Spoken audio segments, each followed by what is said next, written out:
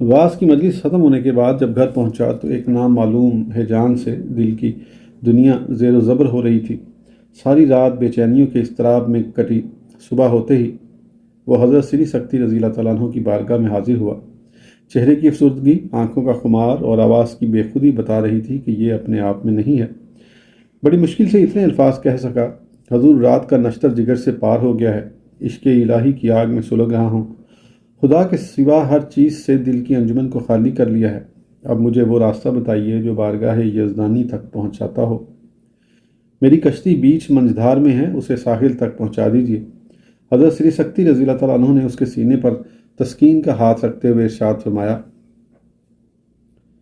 صبر و شکیب سے کام لو، رحمت الہی اس راہ کے مسافروں کی خود دستگیری فرماتی ہے۔